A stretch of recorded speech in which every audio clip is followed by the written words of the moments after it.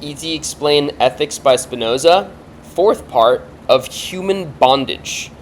So first, I'd just like to clarify what Spinoza means by bondage here. He might be using it a little bit differently than what you might assume. We're really talking about being controlled by the powers of the effects.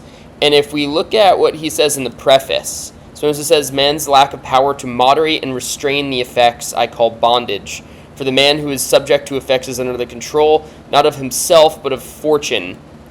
We get this idea that we can be controlled by our emotions, by our effects. If we don't understand them, if we don't moderate them, if we don't restrain them, if we are not in control, they will be.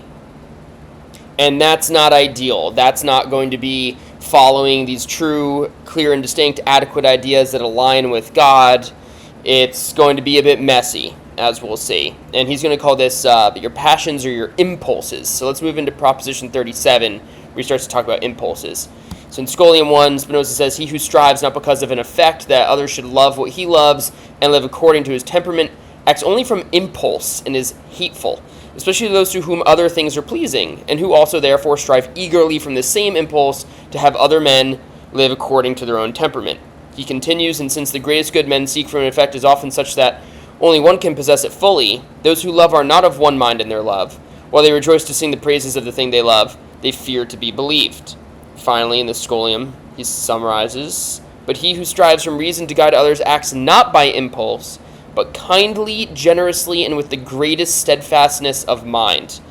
So here Spinoza is saying, don't act by impulse, right? We should be aware of these effects that are trying to control us and put us into bondage, but instead we should use our powers of reason to understand them, get out from under them, get on top of them. We're going to control them, and through that we can act more kindly, generously, and really with the reasonable steadfastness of mind, as he says.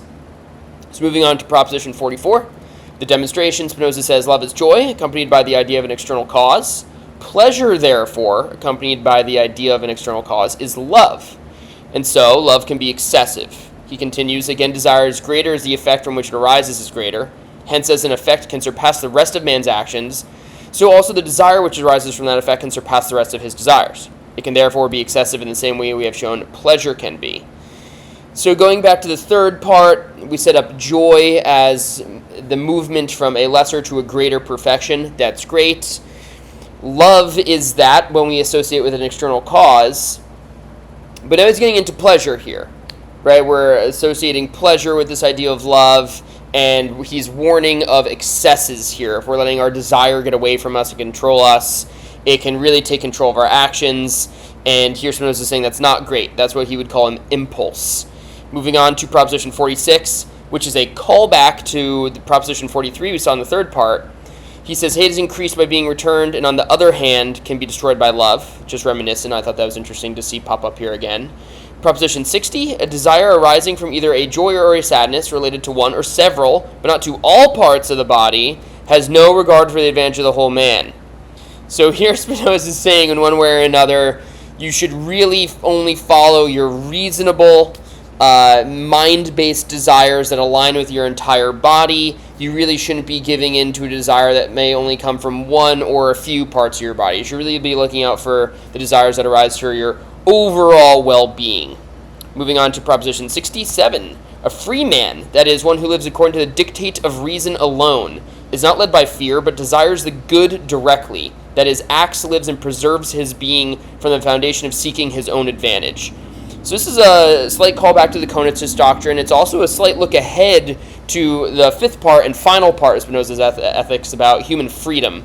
So I thought that was important to include here as well. Keep that one in mind as we move on. And finally, a note from the appendix. Spinoza concludes this whole part by saying, nevertheless, we shall bear calmly with those things which happen to us, contrary to what the principle of our advantage demands, if we are conscious that we have done our duty, that the power we have could not have extended itself to the point where we could have avoided those things, and that we are a part of the whole of nature, whose order we follow. Again, nature here really meaning God.